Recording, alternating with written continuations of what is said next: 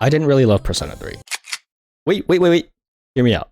It's actually a solid game. Full disclosure, I used to be a big Persona fan. I played the PS2 and PSP version at least a decade ago, so I knew what to expect. One of P3's biggest strengths was the story and its thematic elements. For the most part, it aged well. It's the darkest Persona game, since it mainly dealt with death, grief, and acceptance. Every character also had their own arc as well, with each of them dealing with acceptance in their own way. Speaking of characters, everybody got recast in the remake, and most of the new voices sounded spot on compared to their previous incarnation.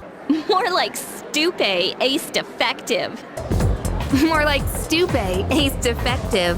The only exception is this character, Akihiko, who's voiced by Alejandro Saab. Unlike the OG, voiced by Liam O'Brien, Saab's portrayal sounded too deep. I've been waiting for this!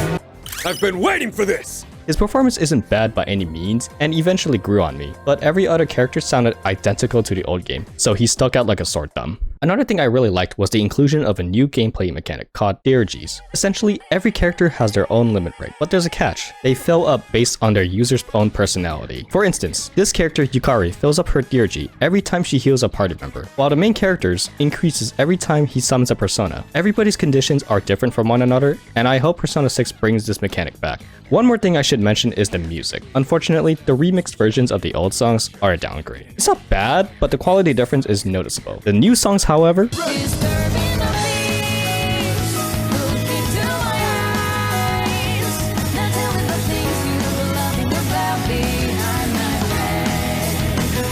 so why don't I love this game?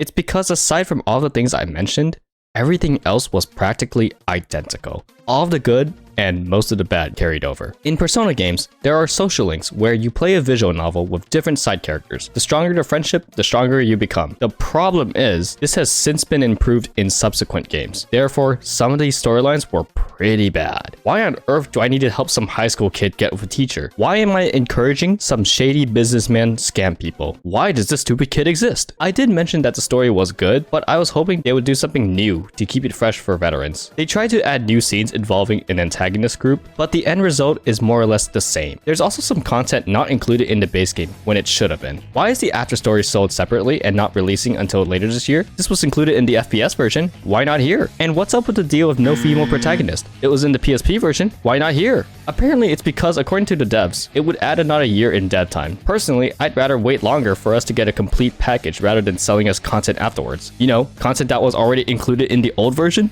This is a remake, why not go all out? And finally, the gameplay. Grinding through Tartarus, the singular dungeon of the game, is still tedious. The experience you gain is too little, and there's no EXP share with reserve party members. There is a way to catch them up to speed, but that's all based on luck and requires you to spend several rare resources to get a chance to trigger them. Then why not just have an EXP share? It's 2024 and I still have to grind other party members? The only time grinding becomes non-existent is in the final hours of the game, but at that point, it's far too late. All of this culminates into my biggest problem. It's a safe remake. Unless you systematically take apart this game and rebuild the ideas from scratch, you can't fix this.